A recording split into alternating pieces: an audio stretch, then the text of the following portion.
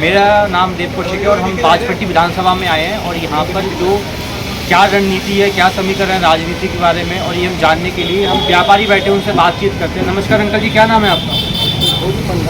तो सर कितने साल हो गए आपको काम करते करते? काम करते तो 28 बरस हुआ है। अच्छा, अभी आपकी वर्तमान स्थिति क्या चल रही है आपकी जो राजनीति को लेके? अभी क्या लग रहा है आपको?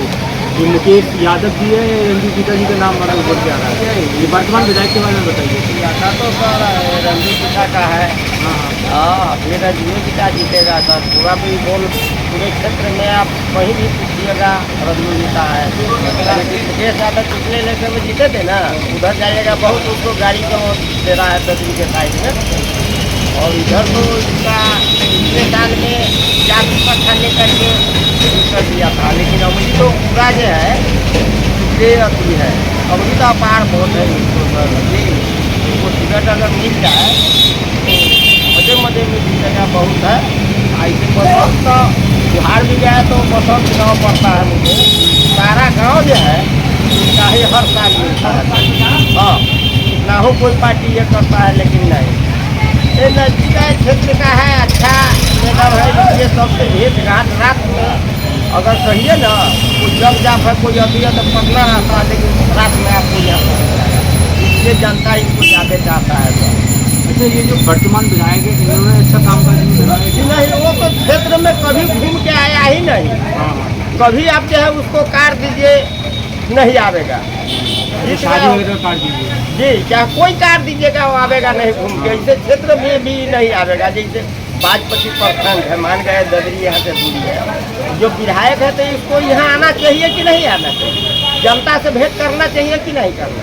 लेकिन सर कभी नहीं कोई जनता अगर कहते जी, इसलिए इस पूरे क्षेत्र के लोग मैडम को माने रंजू गीता को। अच्छा, जैसे कि अभी वर्तमान समय में रंजू गीता जी जो है विधायक नहीं है, ठीक है, पद पर नहीं है, ठीक है, बट वो कामकाज कराती है। मतलब किसी जैसे मान लीजिए आप किसी आयोजन में बुलाते हैं, किसी सभा वगैरह होती है, तो उनका कितना वो रहता है, इन्वॉल्वमेंट रहता है? ये तीन गाड़ी लेकर के बॉडीगार्ड के बजाते जो है चल जाते हैं ना जी। अभी भी जो है पूरा प्रखंड में घूमिए रहा है। हाँ, बराबर जो है घूम रहा है। काम का जी कोनो अफसर सर है कि हारा हुआ विधायक है, लेकिन काम उनसे ज़्यादा पावर में जो है जिनको होता है, चाहे कोई लगा खाता हो, कोई अथी हो, तो उससे ज़्यादा काम ही करता है। अच्छा, अभी यहाँ पर जो आपकी बाजपट्टी विधानसभा उसमें एक जो सीता माँ का मंदिर है, मैंने भी सुन रहा था लोगों से, अब उसे बनाया जा रहा है जो है ना, तो उसके बारे में थोड़ा बताइए सर। वहाँ तो हम नहीं गए थे जहाँ उद्घाटन है, क्या अथी हुआ सर उस विषय में तो नहीं हम जानते हैं। यहाँ से दूरी पड़ता है सीतामढ़ी का अथी, उसमें तो नहीं गए थे नहीं। वो जो काम है वो सब एनडीए सरकार करा रही है यहाँ जी। हाँ, उसमें मैडम भी बहुत उसमें अथी है, हाँ, सहयोग है। तो इसलिए मैडम का बहुत अति है, प्रशंसा है इस क्षेत्र में जी। अब कहीं भी पता लगाइएगा तो इनका नाम जो है यही लेकर के है कि बराबर क्षेत्र में जनता से मिलते जुलते रहे हैं, इसलिए ज़्यादा चाहत करता है जनता। तो अभी कोई लग रहा है ऐसे कि मतलब रंजू गीता जी के टक्कर में है, या कोई मतलब सिर्फ रंजू गीता जी मतलब जीतेंगे ऐसे फाइनल डिसीजन? उसमें कोई दो मत नहीं है सर, वो जीतेगा बहुत वोट से हमें जी। आपका क्या नाम है भैया? मेरा नाम है सुनील कुमार पप्पू। क्या लग रहा है भैया आपको? यहाँ एनडीए का प्रत्याशी डॉक्टर रंजू गीता जी का विजय सुनिश्चित है, क्योंकि इनका 5 साल का डिस्ट्रिक्ट बोर्ड के चेयरमैन के रूप में इन्होंने जो काम किया है वह काम, विधायक के रूप में जो उन्होंने काम किया है वह काम, और मंत्री बनकर जो क्षेत्र का सेवा किया है वह काम। काम बोलता है, नाम नहीं बोलता है, काम बोलता है।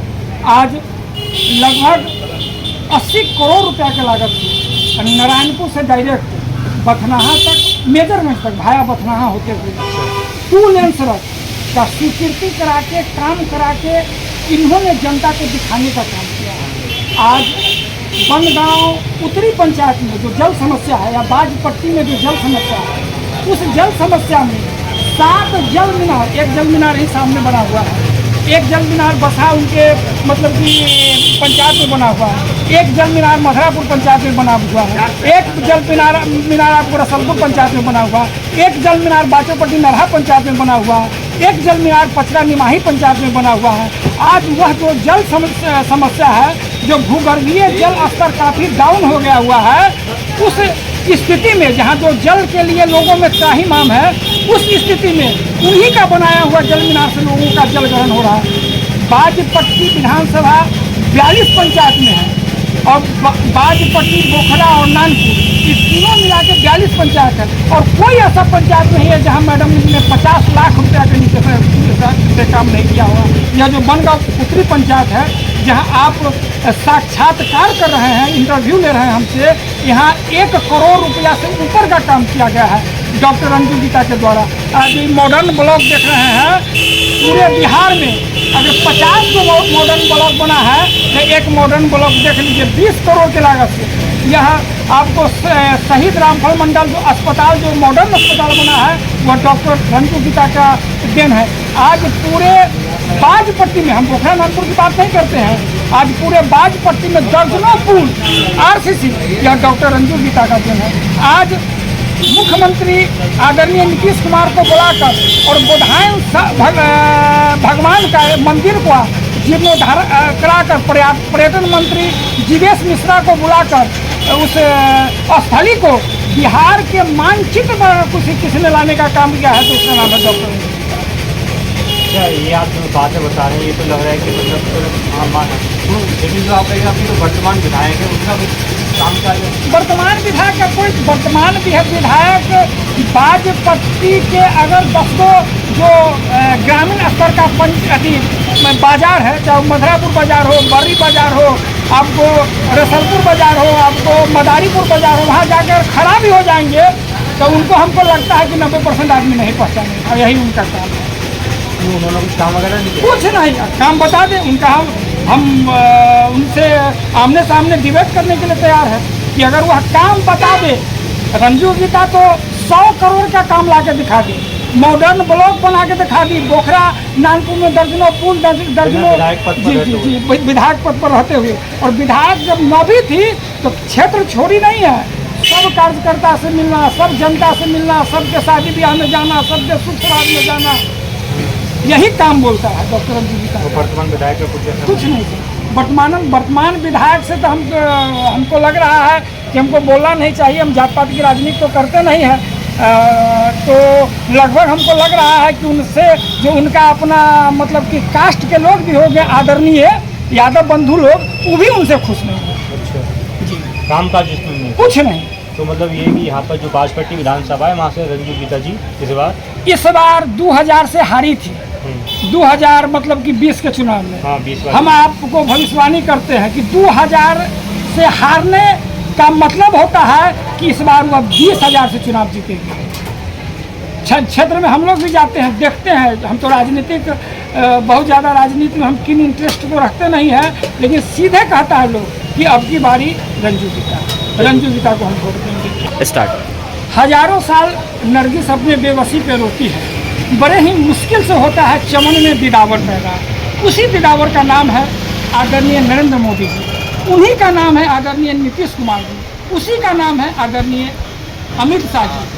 और इन सबों के प्रयास से 882 करोड़ रुपया के लागत से जो पुनौरा धाम में भव्य माता सीता जगत जननी का जो मंदिर बन रहा है, यह एक मील का पत्थर साबित होगा। इससे पर्यटन के क्षेत्र में भी बढ़ावा मिलेगा, यहाँ के जो भी स्थानीय लोग हैं उनका रोजगार भी मिलेगा। और एक नहीं, अनेक काम जो आदरणीय नरेंद्र मोदी जी की सरकार ने किया है, वह उससे लगता है कि हिंदुस्तान नहीं, पूरे विश्व में भारत का मस्तक गर्व से ऊंचा उठा है। अब दूसरी बात है राम जानकी पथ। एक राम जानकी पथ जो अयोध्या से चल के सीधा अहिल्या स्थान से पुनौरा से पंचपाकर, जहाँ माता सीता का डोली रखा गया था, पंचपाकर से सीधा जनकपुर का जो एक रोड बन रहा है, यह भी समृद्धि विकास के क्षेत्र में एक मील का पत्थर साबित होगा। तो मिला जुलाकर जब अयोध्या में 1000 करोड़ रुपया से आदरणीय राम भगवान का मंदिर बन रहा है, तो माता सीता का मंदिर कैसे नहीं बनेगा। हमारी इस धरती की बेटी है, इस धरती का मतलब कि हम लोगों की माँ है, और माँ और बेटी का संबंध अपने पुत्र से और अपने भाई से गहरा लगा होता है। बहुत खुश है कि अयोध्या के तर्ज पर पुनौरा में भी माता सीता का वह सम्मान मिल रहा है। वनवास तो मिला था राम जी को ना, फिर हमारी माता क्यों गई, हमारी बहन क्यों गई, और हमारे बहन के चलते ही राम महान हुए, राम मर्यादा पुरुषोत्तम कहलाए, और हमारी बहन को शादी से लेकर और मतलब कि लव कुश के जन्म तक कष्ट में हमारी बहन माँ और हमारी माँ सीता ने अपने दिन को गुजारने का काम किया है। तो उस धरती है, यह धरती माता सीता की धरती है, और इस सीता के धरती पर अगर भव्य मतलब सीता माँ का मंदिर बन रहा है, तो उनके पुत्रों को कैसे खुशी नहीं होगा, उनके भाइयों को कैसे खुशी नहीं होगा। हम अपने माता के मंदिर बनने से हम कोटि धन्यवाद देते हैं आदरणीय डॉक्टर रंजू गीता के सफल प्रयास का, आदरणीय सांसद डॉक्टर देवेश चंद्र ठाकुर जी का, आदरणीय यहाँ के मुख्यमंत्री जिन्होंने अपने राजकीय कोष से 882 करोड़ रुपया का निर्गत किया, और हम धन्यवाद देते हैं अमित शाह जी का कि जिन्होंने गोयनका कॉलेज के मैदान में जो लोकसभा चुनाव के दौरान घोषणा किया था, उस घोषणा को उन्होंने पूरा करने का काम किया। अच्छा, सरकार तो पहले भी देती, आरजेडी भी रही थी, तो उन्होंने कभी इस चीज़ पर ध्यान नहीं दिया। देखिए, RJD, Congress, Samajwadi party, Bahujan Samajwadi party, Trinamool Congress, अन्य पार्टियों की सरकार रही है, लेकिन वह सरकार प्रो सनातन नहीं रही है, एंटी सनातन रही है। एक जाति धर्म संप्रदाय के लोगों को खुश करने के लिए सबका विकास, सबका विश्वास और सबका विकास का नारा कभी नहीं दिया। किस प्रकार हिंदू और सनातन धर्म को गाली दो, और जो इस देश के रीढ़ भी है वो भी हमारे भाई हैं, आदरणीय मुसलमान समुदाय है, उसको किस प्रकार खुश करो, इस नीति में हमेशा वो रहा है। वह कभी भी दोनों कौम को लेकर चलने का काम नहीं किया। दोनों कौम को लेकर चलते हैं तो 1984 में इंदिरा गांधी के असैसिनेशन के बाद, हत्या के बाद 400 प्लस सीट आया था।